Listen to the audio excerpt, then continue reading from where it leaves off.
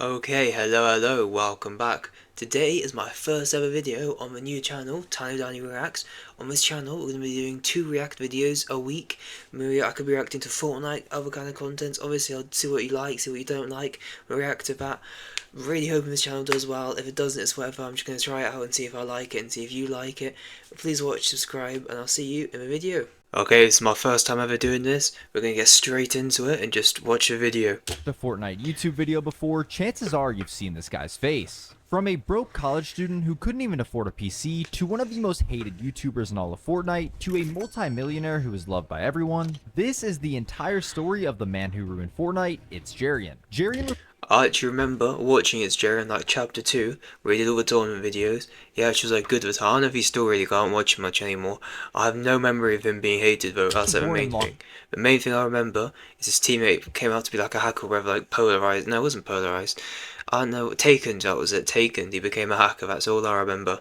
Island, New York on August 14th, 1997. Growing up, he enjoyed playing basketball and soccer, and he was actually a really good soccer player with offers from multiple colleges. But like a lot of people watching this video, he loved to play video games in his free time like Call of Duty and FIFA. Unlike most kids nowadays, Jerian did not have a PC when he was younger, so he played everything on console. The one thing I played everything on console as well. Console's better still. But since he was young and didn't have the equipment to make high quality videos, he had still to find getting the creative ways equipment to get views on YouTube.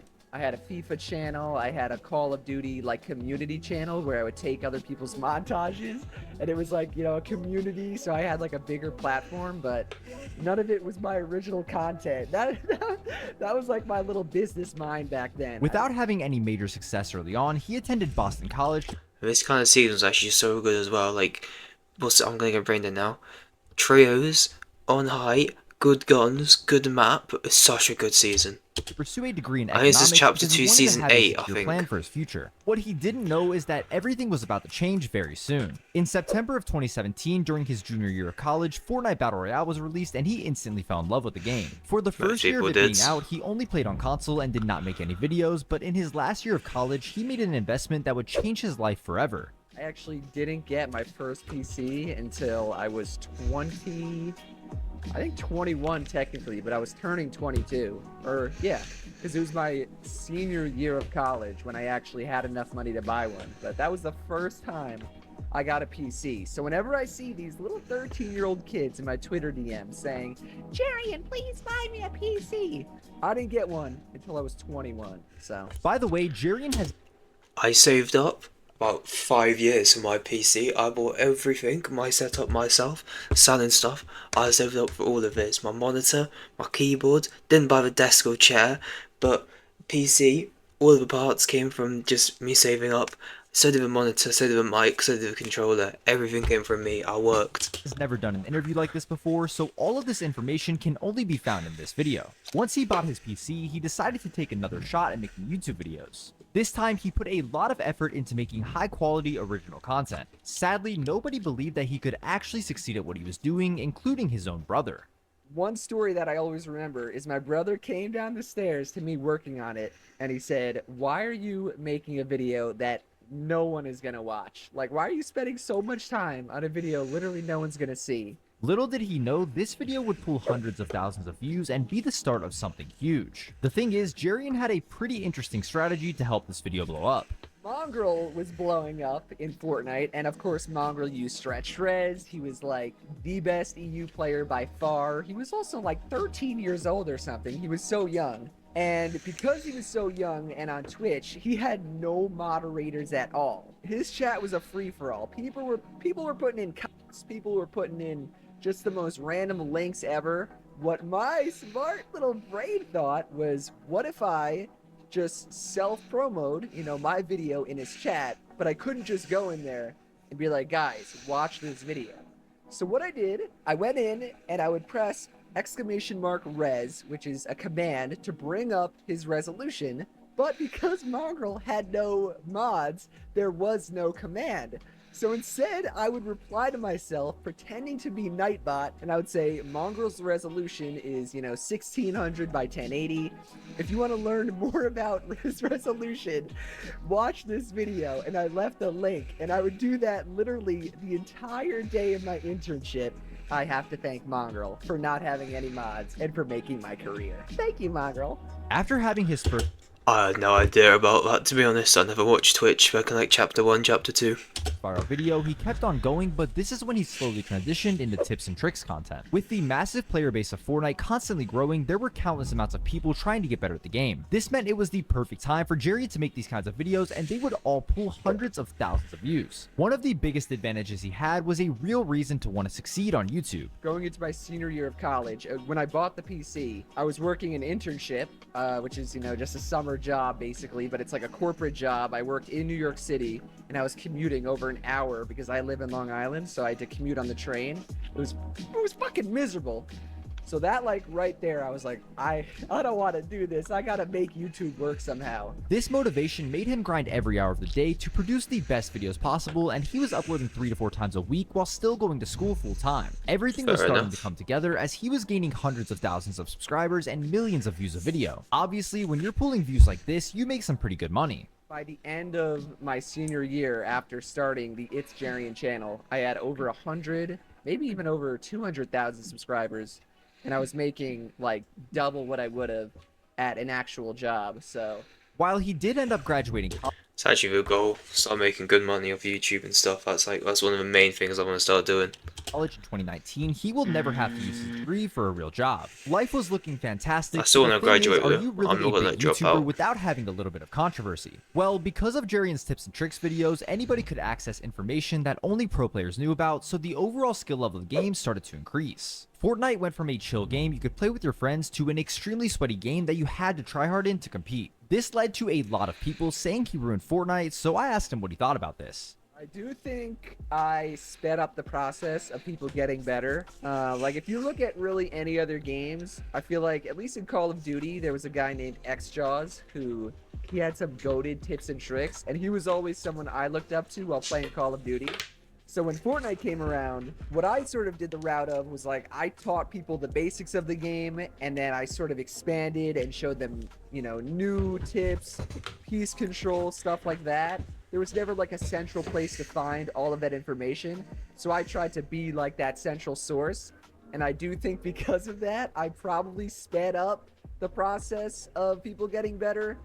I'll take the blame for making all these damn 13-year-olds cracked out of their damn minds, because now I can't even keep up. Luckily, he didn't care what people had to say. He was motivated by the fear of working a 9-to-5 desk job his whole life, and he had no plans of slowing down. He reached 300,000 subs in November of 2019, 400,000 1 month later, then 500,000 subs in January of 2020, only 18 months after uploading his first video. Aside from the fact that he was producing great content that everybody wanted to see, there was another thing contributing to his rapid growth. That was the beef he had with pro player Zexro. The beef randomly started after Zexro tweeted this saying he actually hates Jerian. Once this happened, they would constantly go back and forth on social media, arguing and taking shots at each other. In the public's eyes, it seemed like they genuinely disliked each other, but behind the scenes, it was a different story. I never actually disliked him, and I don't think he ever disliked me, because at the end of it, like when he was about to quit, we made a video where we played Arena, and we were always cool. We always followed each other on Twitter. Like, we were never, blocking each other or just... There was no disdain. People love beef, so if you get beef, it's huge. And in Fortnite, there was never like a content creator beefing with a pro player. Most of the beef would be on Twitter. If Zexro tweeted something, I'd go in and I'd say ratio, and then all of my followers would like it, and we'd try to get more likes than his tweet. I would have his notifications on, so anytime I would see a tweet, he'd say we got third place in this tournament, I would say only third, ratio. If I would see someone really bad, instead of saying they're a bot, I'd say, oh, he's a Zexro. One example, my dog took a poop. I picked it up and I said, What am I hey, watching? guys, This is look, getting I really took a weird. Zexro. None of it was ever planned. I'm actually so I never, confused on what told to watch at Zexro this we should point. beef. All of that was authentic. I just didn't actually hate him. On October 19th of 2020, At least Jerian didn't would reach actually 1 hate million him, I guess. subscribers in only 2 years after uploading his first video. The beef with Zexro had such a massive effect on his Do they channel's even growth res that his taken 1 million to? subscriber special started with a 2-minute montage making Yeah, they fun actually of him. do go around. Like, what am I watching? I'm so confused.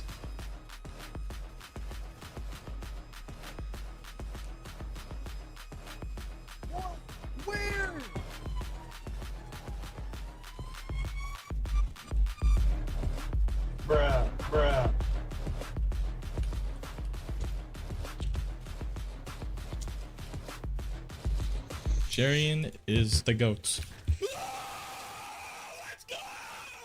After a couple years of fully focusing on content Oh, we did creation, give a he res wanted to off, I was switch like things up and 0.1 started playing how a much. lot more. This made him start to take competitive a bit more seriously, and he ended up getting his first and only earnings during the Frosty Frenzy in Chapter 2 Season 5. This placement made him want to keep running comps, so he formed a trio with 2 decent players at the time, Speedy and Taken. In their time playing together, they had a few decent placements, which made for some really good content. Of course, with Jerian's massive platform, Taken absolutely blew up, but this story does not have a happy ending. One day, Taken logged on and he was banned from Fortnite. He told everybody that it was a false ban, and obviously Jerian believed him because he had no reason to cheat. Because of this, he contacted Epic Games in order to help resolve the issue, but it turned out Taken was actually cheating. At this point, Jerian felt like he got taken advantage of, so he was rightfully upset. It also didn't help that Taken went live after the situation unfolded and said this.